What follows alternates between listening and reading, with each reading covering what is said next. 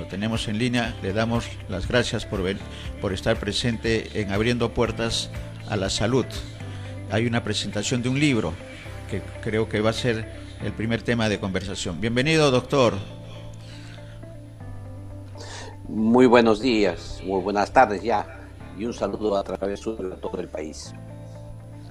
Muchas gracias, doctor. Muchas gracias. Hay una pequeña, digamos, espacio de tiempo en la imagen, pero lo tenemos perfectamente con el audio. Convéntenos y a nuestros televidentes, doctor Cuba, con las felicitaciones del caso por este libro que ha presentado sobre la pandemia. ¿Cuáles son las principales conclusiones y más allá de las conclusiones, las recomendaciones, porque seguimos en pandemia? Mire, el libro es para que los oyentes y televidentes lo puedan mirar. Es un libro empastado, muy, muy bonito, del fondo editorial del Colegio Médico. Y este libro que hace es abordar la salud en su ámbito más general, es decir, de implicancias económicas, sociales, culturales y políticas que hacen y que repercuten o que implica el desarrollo de la salud. Y el libro toma en cuenta desde el 30 de septiembre del año 2019, cuando el expresidente Martín Vizcarra cerró el Congreso de la República, hasta el 30 de diciembre del año 2020. Es decir, hace un análisis de cómo está la salud antes y durante la pandemia, todo aborda la primera ola, que es la que le tocó al expresidente Vizcarra, hasta el 30 de diciembre del año 2020, en que empieza ya la segunda ola, y ya con el gobierno del presidente Sagasti. En estos momentos estoy trabajando el segundo volumen, que va a concluir ya con el periodo del presidente Sagasti. Y probablemente seguiremos trabajando también, porque la pandemia sigue, con el inicio de este gobierno. El tema es importante porque hemos hecho el análisis desde la estrategia que ha implementado el gobierno. Nosotros hemos señalado que hay una estrategia equivocada porque ha implementado el enfoque hospitalario, militar y policial, y nosotros hemos señalado que el gobierno debió haber implementado estrategia fortalecimiento del primer nivel de atención con enfoque comunitario. Por otro lado, también hemos pasado revista a una serie de aspectos éticos durante el día. La población ha mirado, a veces con preocupación, el tratamiento de algunos actores dentro de la pandemia, como es el sector del privado, la gran controversia que hubo con las clínicas privadas. También el comportamiento de los médicos y en algunos temas inclusive en las unidades de intensivos. Y bien se aborda el tema del modelo de salud que tiene el país, el modelo hemos denominado del aseguramiento mercantilista frente al modelo de seguridad social, que es el que la población reclama. Y también hemos analizado el comportamiento de las instituciones dentro del sector salud frente a esta pandemia. En consecuencia, creo que ha sido el trabajo ha sido muy enriquecedor para mí, pero también espero haber contribuido a analizar un periodo de la historia del Perú sumamente complejo. Complejo, ¿no? Y difícil además, doctor, por lo que significa la vida humana.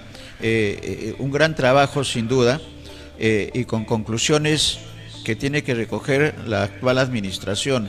Usted ha hablado de la atención primaria y creo que las postas médicas que forman parte de este escenario, el presidente Castillo en su mensaje a la Nación del 28 de julio hablado de potenciar postas médicas repotenciadas, mejor atendidas. Eso forma parte de las recomendaciones de su libro. ¿Qué otras acciones tendría que realizar el gobierno en los próximos 5 años? Porque la pandemia todavía la vamos a tener con sus diversas variantes. Mire, los temas principales que debería abordar el nuevo gobierno es, en primer lugar, luchar contra la pandemia con un nuevo enfoque, no con el enfoque equivocado que se tuvo del enfoque hospitalario, militar y policial. Y quiero referirme precisamente a qué es ese enfoque. Hospitalario porque era una espera pasiva en los hospitales de los pacientes que acudían graves. No había una búsqueda activa del virus, o no había el corte de la transmisión del virus en la comunidad, que es donde se realiza la transmisión. El segundo punto es militar y policial porque estaba basado en cuarentenas, en toques de queda y en represión policial para poder implementar las medidas para que la gente se quede en casa y no salga cuando estén graves recién acudan a los hospitales. Esta estrategia fue criticada en el libro, como lo puede observar los lectores, porque yo he mantenido las fechas en que se han escrito estos capítulos, y se puede señalar que esto fue uno de los grandes errores que cometió el gobierno. ¿Qué es este gobierno? Es pasar al enfoque comunitario. ¿Eso qué significa? Fortalecer los centros de salud y las postas en alianza con la comunidad organizada, de tal manera que con una ardua tarea de información, educación y comunicación en salud en el nivel local, se puedan hacer alianzas para fomentar el autocuidado, el cuidado de la familia y sobre todo la vigilancia social, el cumplimiento de los roles que se debe asignar a cada uno de los miembros de la familia. En ese sentido, entonces, lo que se busca es adhesión a las políticas que hace el gobierno. Por ejemplo, adhesión al Programa Nacional de Vacunaciones, que el exministro anterior, Óscar Ugarte, se lamentaba de que había un gran sector que no quería vacunarse, o había otro sector que se había vacunado la primera dosis, más no la segunda. ¿Y eso por qué ocurre? Porque no basta la propaganda masiva en los medios de comunicación, sino hay que hacer el trabajo arduo en el primer nivel con la comunidad, con los referentes locales de la salud que tiene esa comunidad, con los médicos y otros profesionales de la salud que interactúan con la población. Esta estrategia, el presidente Pedro Castillo lo ha señalado en su discurso presidencial, el ministro Hernando Ceballos ha planteado que lo va a hacer. Sin embargo, hay que tener mucho cuidado de no politizar la salud, de no creer que el trabajo comunitario significa hacer grandes asambleas políticas que para reclamos de las zonas que están en ese sector. Por eso es que el trabajo del fortalecimiento del primer nivel con enfoque comunitario implica el desarrollo de las redes integradas de salud, que son los mecanismos por los cuales la población participa y puede llegar a buenos resultados. Entonces, ese acápite de las redes integradas de salud no se la he escuchado ni al presidente ni al ministro actual, y espero que complementen esa tarea, porque hay una ley, que es la ley 30.885, que promueve la conformación de redes integradas de salud para fortalecer ese trabajo comunitario. El segundo aspecto que tiene que hacer es modificar la estrategia de vacunación que tiene el país. Creo que ahí hay un error en el enfoque de vacunación. Es necesario que se pase del enfoque por edades, que se vacunan por edades, primero empezaron los 80 años para arriba, después los de 75, los de 70 y así sucesivamente por edades, a pasar por enfoque territorial a toda la población. ¿Por qué? Por la naturaleza de la vacuna. Como todos sabemos, la vacuna no impide ni el contagio. Lo que la vacuna hace es protege contra las enfermedades graves y severas. Por eso, si tú vacunas a una persona de la tercera edad en un hogar de 5 miembros, eso no significa que cuando se enferme uno de miembro de la familia, no pueda también complicar al vacunado. O el vacunado asume conductas de mayor riesgo y puede traer a sus miembros de la familia que no están vacunados. Y la respuesta es, el ejemplo claro es que países que inclusive tienen más del 50% de vacunados, son países que todavía tienen incluso muchos casos, muchísimos casos, precisamente por la forma en que trabaja la vacuna.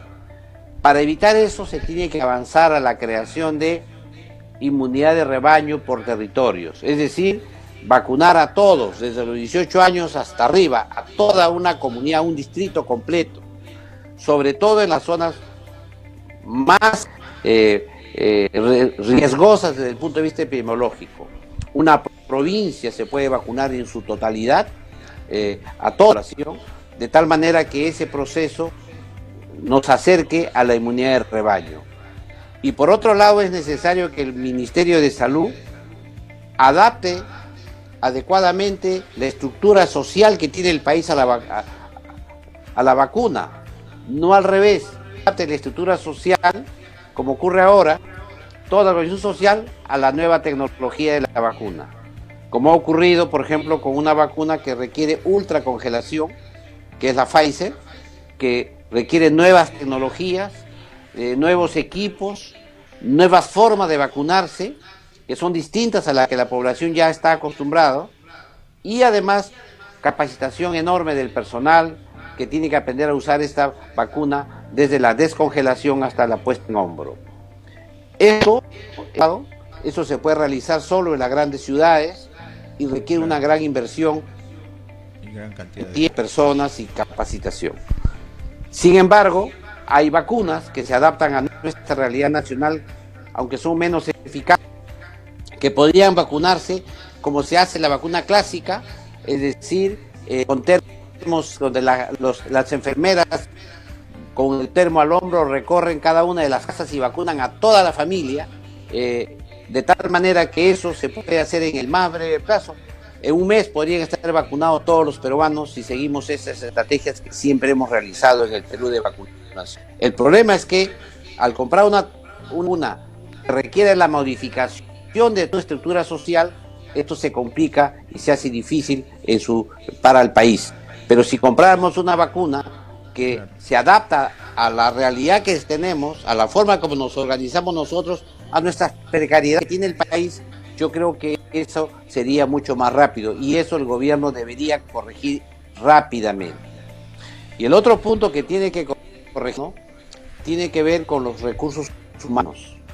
Lamentablemente existe una escasez de profesionales, de las especialidades más importantes para luchar contra la pandemia, y esto pasa además de no promoverse esta expresión in situ, en el momento, en la actualidad, en el momento de la pandemia, pasa porque se les tiene una serie de adeudos remunerativos de más de que ascienden como a 2.400 millones de soles.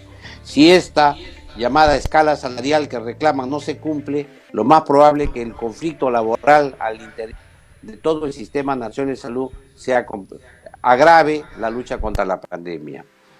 Y por último, creo que es muy importante también que el gobierno piense en un shock de inversiones, porque nada de lo que hablamos puede ser resuelto si el gobierno no hace una enorme inversión, no solamente en el primer nivel de atención para aplicar el enfoque comunitario, que son 8.000 salud a nivel nacional, sino también en los hospitales, que de alguna manera requieren recibir aquellos fracasos que se tienen en el primer nivel de atención. Creo entonces que la tarea que tiene el nuevo ministro es totalmente distinta a la que tuvo el anterior, el señor Óscar Ugarte, y yo creo que es una buena medida haber cambiado al ministro, porque venía ya con una estrategia equivocada, con una muy baja cobertura de vacunación de solo el 20% de la población, y vive una escasez del abastecimiento de estas. Por eso que creo que este ministro tiene que enfrentar ahora sí tiene la oportunidad, la tarea de reorganizar y reconducir el sector en modo más adecuado. Correcto. Excelente, excelente el análisis y la evaluación, doctor. Varias preguntas. La primera, ¿estas recomendaciones han sido canalizadas de manera personal a las nuevas autoridades del ministerio o a través del colegio?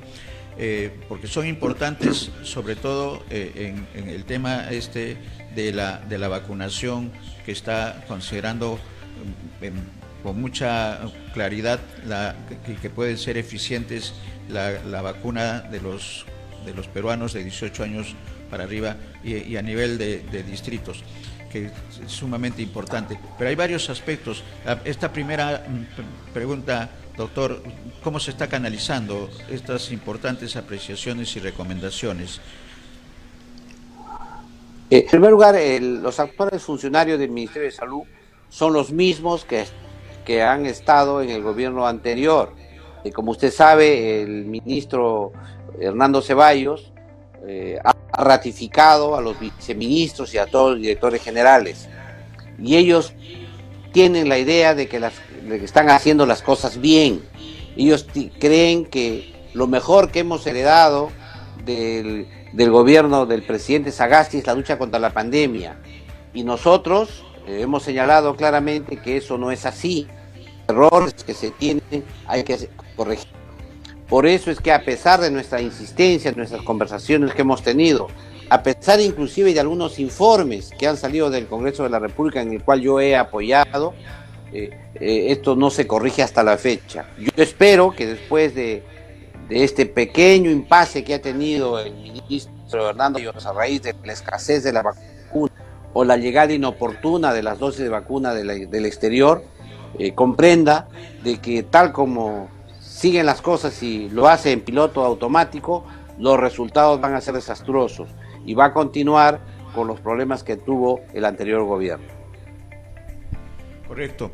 Entonces esperemos en todo caso también la presentación del gabinete y en lo que corresponde al sector salud la posición que tenga el ministro, y esperemos que pueda modificar lo que se está trabajando. Si estamos con los mismos funcionarios, el resultado tiene que ser una decisión política. Ya el presidente lo señaló en su mensaje a la nación, doctor Cuba, con respecto a la prioridad que significa la pandemia, pero hay que salir de las palabras a los hechos. ¿Y cuáles serían las acciones inmediatas que tendría que adoptar el ministerio si hay una decisión política de agosto a diciembre, doctor Herbert? Yo creo que tal como se mantiene el Ministerio de Salud, le puede servir para pasar el tema de la presentación en el Congreso, pero no le va a servir para llevar a cabo una gestión exitosa. Política. Ya hemos visto estos días los cuestionamientos que se ha tenido porque se ha tenido que postergar un vacunatón, y además se ha suspendido la aplicación de vacunas a la población que ya estaba en el calendario. Eso le cata al tema de vacunación, y el ministro tiene que darse cuenta que la solución de eso pasa por cambiar también personas. Yo creo que claro, es un tema esencial. Pero hay algo que creo que es urgente. Si plantea el fortalecimiento del primer nivel de atención, ya el gobierno debió dar algún decreto de urgencia en relación a ese punto. Porque de lo contrario, ¿cuándo se va a hacer? ¿Con qué va a ir al Congreso? ¿Qué va a ofrecer al Congreso? Yo creo que ese es un tema que ya debería estar discutiéndose. Ya deberíamos saber cuál va a ser el shock de inversiones que va a realizar para fortalecer el primer nivel de atención. Visto que el presidente se ha reunido el día de ayer con una serie de trabajadores y profesionales del sector salud, me parece eso una buena iniciativa. Esperemos que producto de esa reunión se adopte algunas medidas como que hemos planteado para resolver el tema de la lucha contra la pandemia. Pero sí quiero ser enfático, si sigue haciendo lo mismo, no va a tener resultados. Correcto. Esa alerta está manifestada, doctor. Con respecto a las redes integradas de salud, que resultan importantes, igual que la potenciar a las postas médicas, ese es un escenario que compete a las autoridades de salud de todos los niveles. Pero ¿qué acción, qué actuación debe de tener la población organizada y los núcleos familiares con respecto a la pandemia en el momento actual, esperando las decisiones políticas y las recomendaciones que usted las ha explicado con tanta claridad, doctor? Mira, aquí hay dos partes. Una es que es importante establecer el mecanismo de participación ciudadana, participación social, y segundo, son los compromisos que se adopten con esa participación.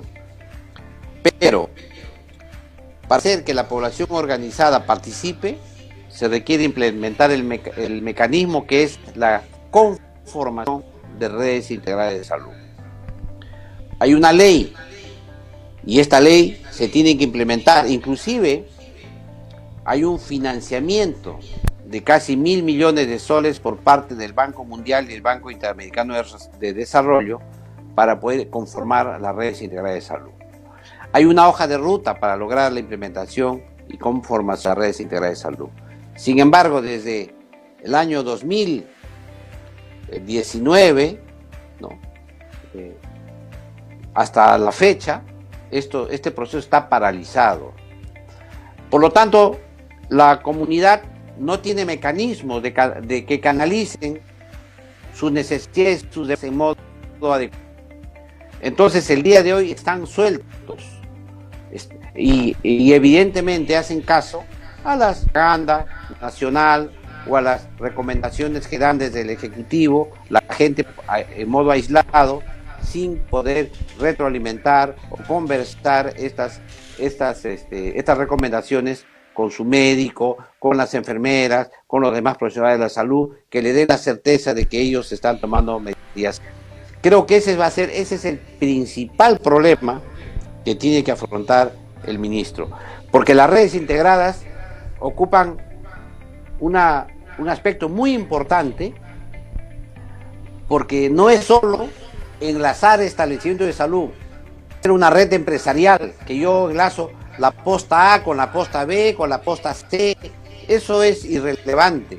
Lo más importante de las redes integrales de salud es el enlace del establecimiento con la comunidad. Claro. Esa red que se generan con esa trama social es lo más importante, y eso es lo que el ministro tendría que hacer en el más breve plazo. Correcto. Vamos a estar atentos entonces, doctora, a lo que ocurra en la presentación del gabinete, en la que tienen que darse ya algunas pautas aterrizadas, como decimos los comunicadores, con respecto al mensaje presidencial en el tema de salud y lo que va a ejecutar como política de salud el ministro en lo que queda del presente año. Vamos a estar atentos. Nosotros le agradecemos por su participación y por la claridad de las acciones que se tienen que tomar para prevenir la vida, que es lo más importante, creo. Un último comentario, doctor, muy breve, con respecto a la legislación penal que ha sido modificada y que beneficia a los médicos y a los servidores de salud en el tema de las agresiones, que hemos tenido y sido testigos de agresiones muchas veces injustificadas, casi todas injustificadas, con respecto a los médicos y a los servidores de salud. Sí, yo creo que ha sido una medida muy acertada, y quiero aquí agradecer y felicitar la iniciativa legislativa que presentó la médica y congresista Tania Rodas Malca, una congresista por la región, o bien presentar esta iniciativa legislativa. y luego también a la Comisión de Justicia del Congreso de la República, que dictaminó de modo favorable, y luego la aprobación en el Pleno ya en las postrimerías a finales de julio, y que ahora es la ley 31.333. Lo que hace esta ley es dar seguridad a la población, a los profesionales y servidores de salud, médicos, técnicos y al final también auxiliares que trabajan en el sector salud, que dan atención con un bien escaso en estas circunstancias. Imagínense usted que se va a tirar alimentos a un asentamiento humano sin ninguna protección policial y es solo el chofer. Lo más probable es que los ciudadanos tomen los bienes por sí mismos y al cabo de 10 minutos el chofer, por defender la carga, tenga que verse obligado a ser golpeado o ser maltratado, insultado por injusto. Eso es lo que sucede cuando estamos en una pandemia o cuando estamos brindando una atención médica escasa. Hemos visto por el tema del oxígeno medicinal, cómo la gente gritaba en las puertas. Hemos visto también por el tema de la falta de camas UCI. Hemos visto cómo golpeaban las puertas de la gente. Todo eso ha llevado a que el Congreso, como una medida disuasiva, amplíe penas para aquellos que cometen esos delitos, tal como lo tiene la Policía Nacional hoy día, o tal como lo tiene las altas autoridades. Es decir, cuando tú maltratas, vejas a un servidor asistencial de la salud en pleno ejercicio de su función, las penas van a ser más duras. Yo creo que eso es la norma, pero es una norma disuasiva. Y para que sea disuasiva se tiene que conocer. Por eso es muy importante, y ahí también viene la tarea del ministro de Salud, que haga conocer esta norma en cada uno de los establecimientos de salud, que sea puesto en un lugar importante, ahí donde hacen las colas la gente, para que se dé cuenta que si cometen alguna falta en pueden ser pasibles de una sanción muy drástica.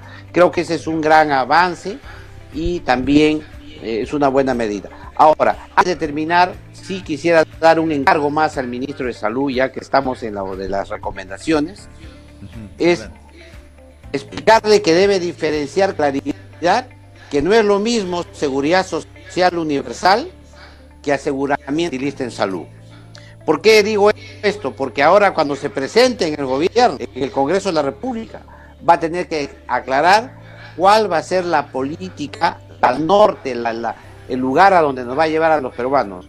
¿Nos va a llevar a una seguridad social universal tipo de salud o nos va a llevar a un aseguramiento mercantilista que solo signifique que el Estado compre servicios a las clínicas privadas?